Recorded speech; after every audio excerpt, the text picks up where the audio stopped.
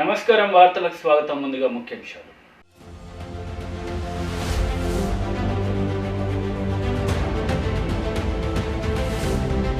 యాదాద్రి దివ్యక్షేత్ర మహాకుంభ సంప్రోక్షణ పునః ప్రారంభ కార్యక్రమంలో పాల్గొన్న సీఎం కేసీఆర్.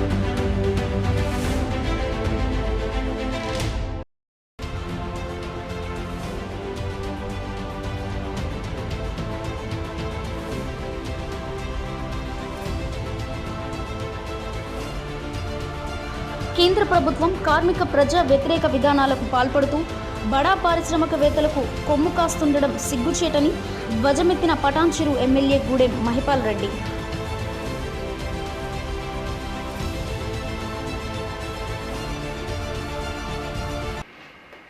యాదాద్రి దివ్యక్షేత్ర మహాకుంభ సంప్రోక్షణ పునఃప్రారంభ కార్యక్రమంలో సీఎం కేసీఆర్ పాల్గొన్నారు.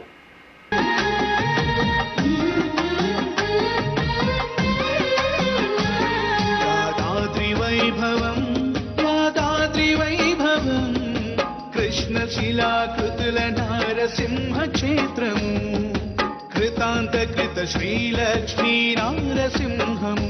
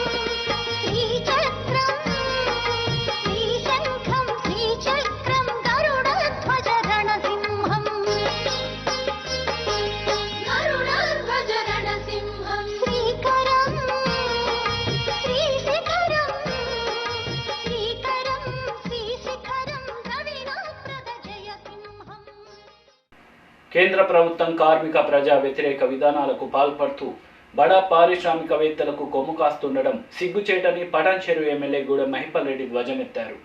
దేశవ్యాప్త సార్వత్రిక సమ్మెలో భాగంగా టీఆర్ఎస్ పార్టీ కార్మిక విభాగం ఆధ్వర్యంలో పటాన్చెరు పట్టణంలోని జాతీయ రహదారిపై నిర్వహించిన నిరసన కార్యక్రమంలో పటాన్చెరు శాసనసభ్యులు గూడెం మహిపాల్ రెడ్డి పాల్గొన్నారు.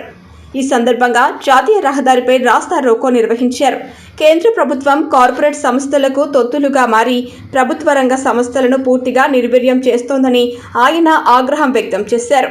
కార్మిక వ్యతిరేక చట్టాలను రద్దు చేసే వరకు నిరసన కార్యక్రమాలు కొనసాగుతూనే ఉంటాయని అన్నారు. ఈ కార్యక్రమంలో టీఆర్ఎస్ నాయకులు కార్యకర్తలు పాల్గొన్నారు. బిఎస్ఎన్ఎల్ కానీ ఇవన్నీ ప్రైవేట్ పరం చేసి ఈ భారతదేశాన్ని ఉన్నతమైనటువంటి సంపన్నులకు అమ్మాని వారి పెద్ద పెద్ద సమస్యలకు అప్పచెప్పే రీతిలో కేంద్ర ప్రభుత్వం ముందుకు పోతా ఉన్నది. దాన్ని వెంబడే విరమించుకోవాలి. కార్మిక చట్టాలను ఏ విధంగా అమలు చేస్తుందో దాన్ని ఇమ్మీడియట్గా విరమించుకొని కార్మిక న్యాయం చేసే విధంగా న్యాయం చేసే వరకు టీఆర్ఎస్ ముందు తెలంగాణ రాష్ట్ర సమితి పోరాడుతుందని చెప్పి అందరితో మనం చేస్తాం.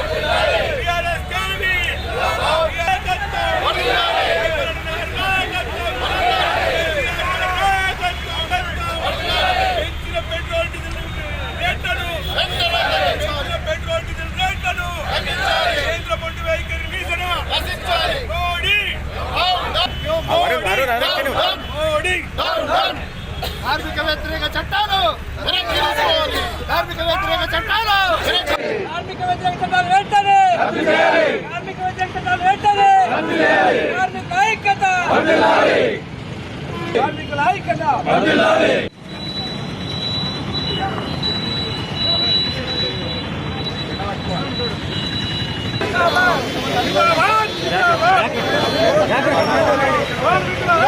నిజామాబాద్ జిల్లా బోధనేందూర్ బిఎడ్ కాలేజీలో ఉపాధ్యాయులకు శిక్షణ తరగతులు ప్రారంభించారు Nizamabad DEO higher education officer Ramarao.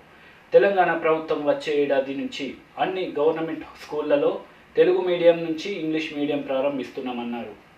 Every teacher regarding this course, okay, so to continue to get on with the next academic year onwards. So that's why though we have some problems, it is a foreign language, there is an environment, every word has to be studied, okay, and some grammar mistakes also we have to rectify ourselves. We have to evolve ourselves, we have to introspect what we are uttering, what we are writing, whether it is right or wrong, we have to introspect. అంతర్గతం చేసుకోవాలి. నేను ఒక వాక్యం వాడాను అని అంటే కరెక్టా కాదా? I am visited Indur B Ed college అనేది కరెక్ట్ కాదు. I visited అంటే అర్థం ఏమొస్తుంది? I am రామారావు అంటే అర్థం ఏంటి? నేను రామారావుని. I am visited అంటే నేను విజిటెడ్ ని, లేదా నేను విజిట్ చేయబడ్డాను అంటే రివర్స్ మీనింగ్ చేస్తున్నాం. ఇక్కడ కొద్దిగా మనము స్టార్టింగ్ లో దెబ్బతింది. చాలా స్కూల్స్ లో విపరీతంగా అడ్మిషన్స్ పెరిగినాయి. Then what we have to do now? చెప్పండి, ఏం చేయాలి ఇప్పుడు మనం?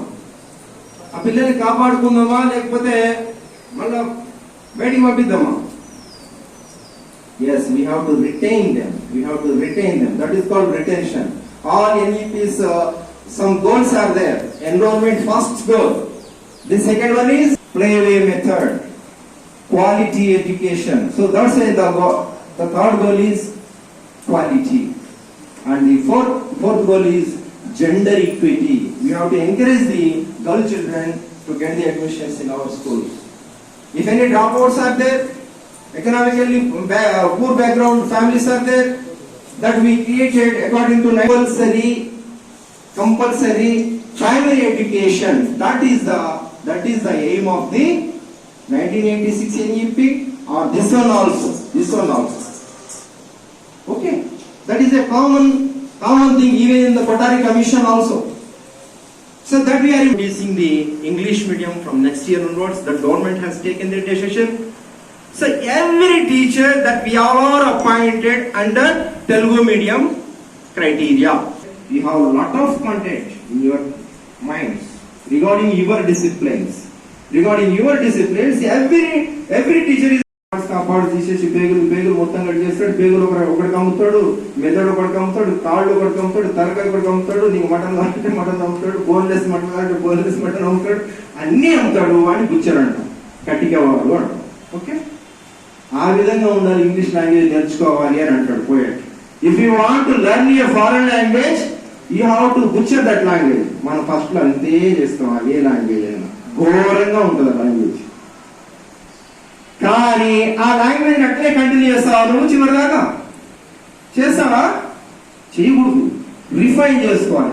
మనం బుచ్చర్ స్థాయి ఏ స్థాయికి వెళ్ళాలి? సర్జన్ స్థాయికి వెళ్ళాలి.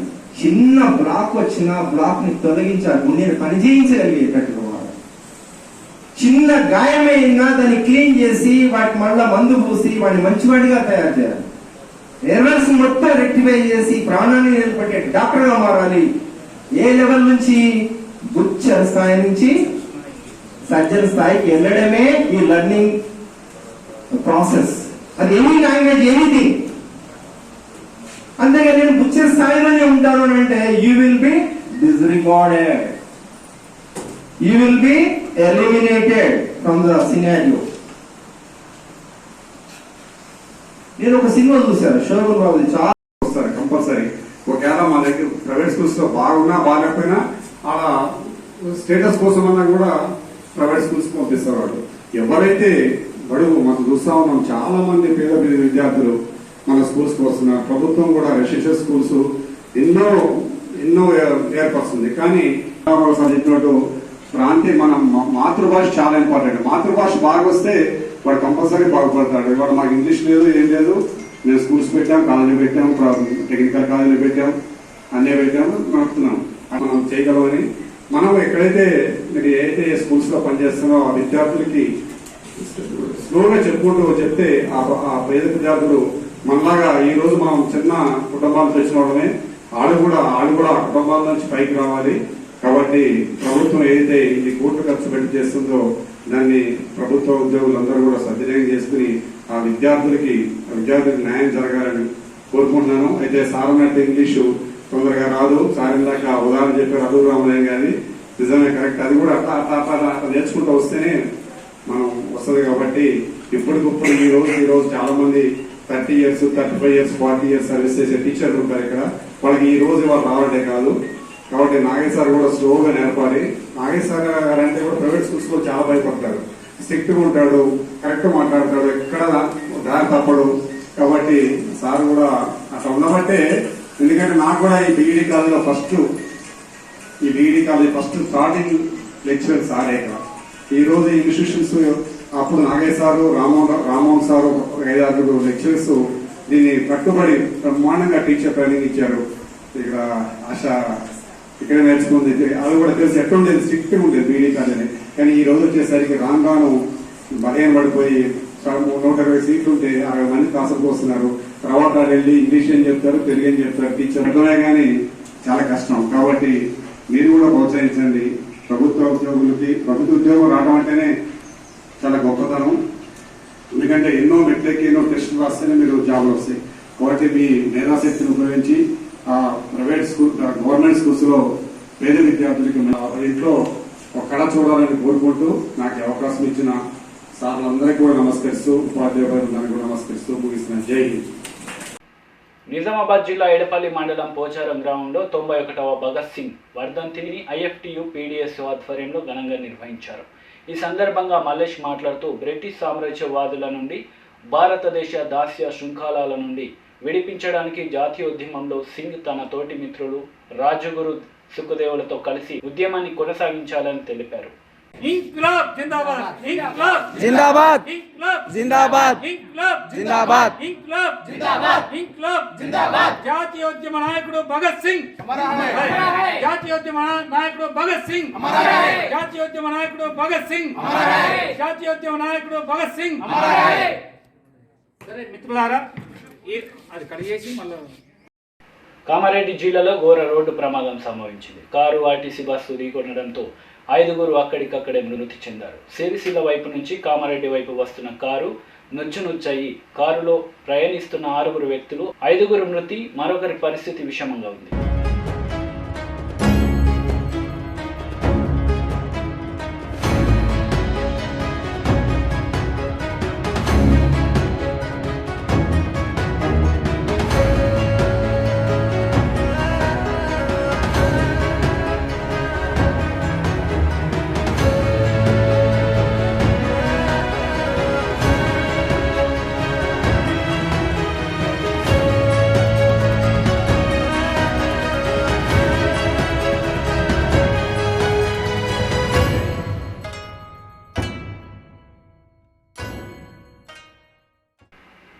దేశాన్ని రక్షించుకుందాం, 4 లేబర్ కోళ్లపై పోరాడదాం, కార్మికులని ప్రజల్ని రక్షించుకుందామంటూ కేంద్ర బీజేపీ ప్రభుత్వ కార్మిక ప్రజా వ్యతిరేక విధానాలను ప్రతిఘటిస్తూ సిఐటియు పిలుపునిచ్చింది. దేశాన్ని రక్షించుకుందాం, 4 లేబర్ కోళ్లపై పోరాడదాం, కార్మికుల్ని ప్రజల్ని రక్షించుకుందాం, కేంద్ర బీజేపీ ప్రభుత్వ కార్మిక ప్రజా వ్యతిరేక విధానాలను ప్రతిఘటిస్తాం. సిఐటియు పిలుపు. ఈరోజు బీర్కూర్ అంగన్వాడీ టీచర్లు మరియు ఆశా వర్కర్లు మరియు గ్రామ పంచాయతీ కార్మికులతో కలిసి బీర్కూర్ ఎంఆర్ఓకి వినతిపత్రం ఇవ్వడం జరిగింది. ఈ సందర్భంగా సిఐటియు జిల్లా నాయకులు ఖలీల్ మాట్లాడుతూ, ఈ సమ్మె ముఖ్య ఉద్దేశం భారతదేశంలో పనిచేసే ప్రతి ఒక్క కార్మికుడికి కనీస వేతనం 26,000 రూపాయలు, ఉద్యోగ భద్రత, ఈఎస్ఐ, పిఎఫ్ సౌకర్యాలు కల్పించాలి. బీజేపీ ప్రభుత్వం తీసుకొని వచ్చిన 4 లేబర్ కోడ్లను వెంటనే రద్దు చేయాలి. 12 గంటల పని విధానాన్ని మానుకోవాలి. గ్రామ పంచాయతీ మున్సిపల్ వర్కర్స్, అంగన్వాడీ, ఆశా, మధ్యాహ్న భోజనం, ఇతర స్కీమ్ వర్కర్స్ అందరికీ కనీస వేతనం, సామాజిక భద్రత అమలు చేయాలి, సర్వీసు పెంచాలి. కాంట్రాక్టు కార్మికులందరికీ పర్మనెంట్ చేయాలి, సమాన పనికి సమాన వేతనం ఇవ్వాలి. తెలంగాణ రాష్ట్ర ప్రభుత్వం విడుదల చేసిన 5 కనీస వేతనాల జీవోలను వెంటనే అమలు చేయాలి. కనీస వేతనం 26,000 రూపాయలు ఇవ్వాలి. ఈ కార్యక్రమంలో పాల్గొన్నవారు సిఐటియు జిల్లా నాయకులు ఖలీల్, బీర్పూర్ అంగన్వాడీ టీచర్లు, సవిత, గ్రామ పంచాయతీ వర్కర్లు, ఆశా వర్కర్లు పాల్గొన్నారు.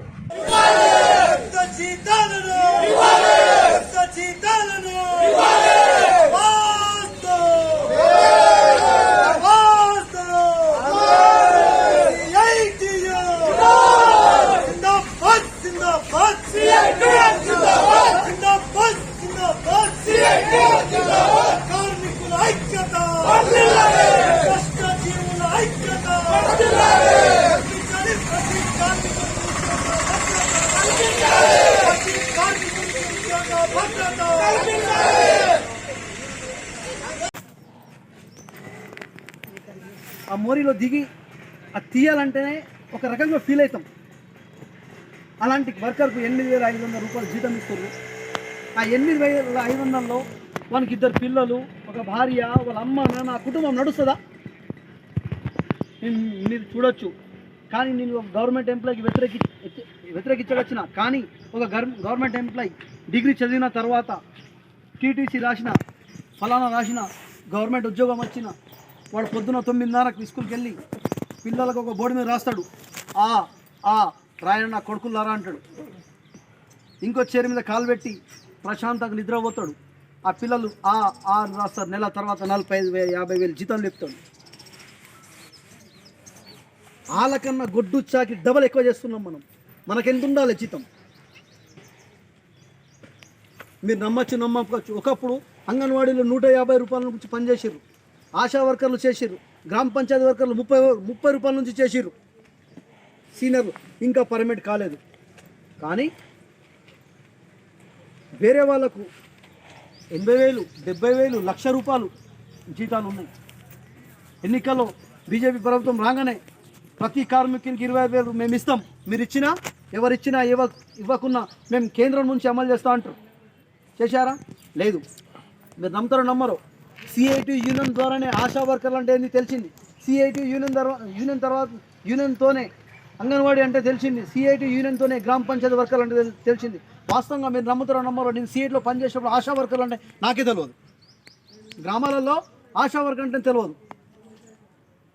ఢిల్లీలో మన వాళ్ళు ఈ సంఘం పెట్టి ఆశా వర్కర్లను గుర్తించడం ఈరోజు ప్రభుత్వాల దృష్టిలోకి వస్తుంది. వాస్తవంగా ఆశా వర్కర్లంట, అంగన్వాడీలంట, గ్రామ పంచాయతీ వర్కర్లంట, లేకపోతే ఒకప్పుడు టీచర్లు, గవర్నమెంట్ ఎంప్లాయీలు అంతే తెలుస్తుండే, వేరే ఏం తెలియకుండే. ఈరోజు మీ గుర్తింపు, మనకు గుర్తింపు వచ్చిందంటే ఇది సిఐటి ద్వారానే. వార్తలు ముగించే ముందు ముఖ్యాంశాలు మరోసారి.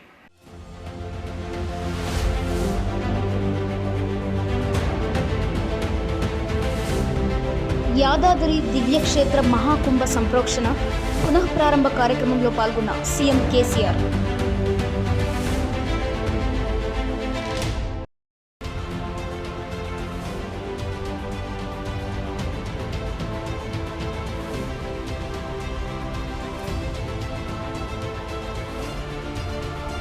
కేంద్ర ప్రభుత్వం కార్మిక ప్రజా వ్యతిరేక విధానాలకు పాల్పడుతూ బడా పారిశ్రామికవేత్తలకు కొమ్ము కాస్తుండడం సిగ్గుచేటని ధ్వజమెత్తిన పటాన్చెరు ఎమ్మెల్యే గూడెం మహిపాల్ రెడ్డి.